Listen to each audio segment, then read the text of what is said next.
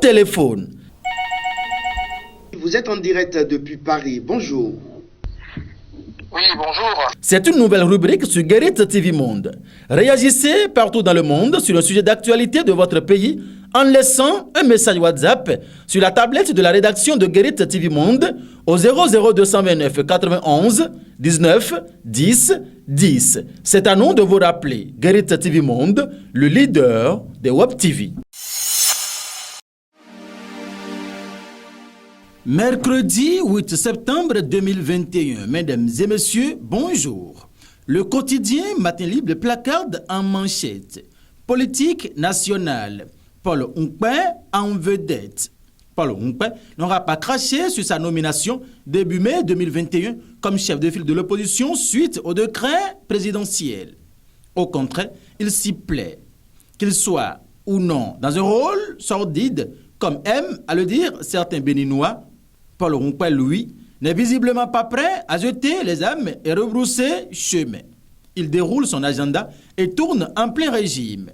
Après son inattendue participation au dialogue politique d'octobre 2020, organisé par le pouvoir en place, sa récente participation à la présidentielle sous la bannière du parti Foscori pour un Bénin émergent, hérité de la dissidence avec le camp de l'ex-chef de l'État Boni Yayi, voici à nouveau Paul Onkpin en vedette sur le devant de la scène.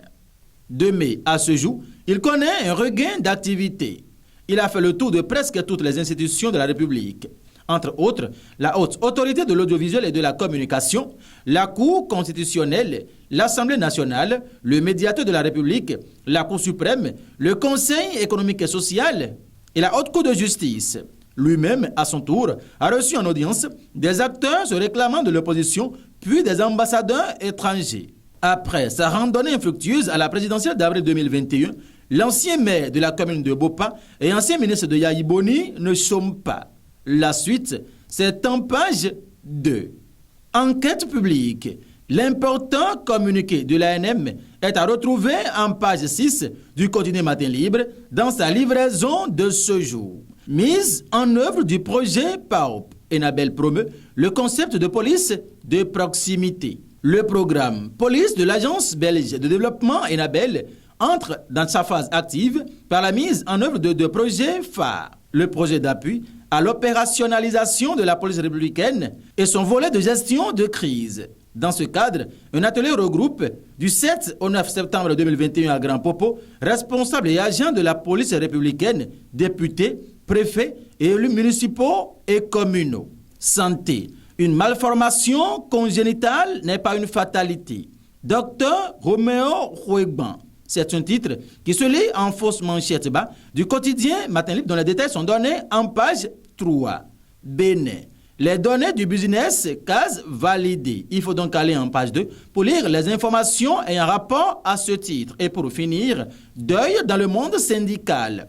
Voici comment Dieudonné Lokossou est décédé. Ancien secrétaire général de la Confédération des syndicats autonomes du Bénin, CSA Bénin, Dieudonné a tiré sa révérence au Centre national hospitalier et universitaire Ubekoutougou Maga de Cotonou.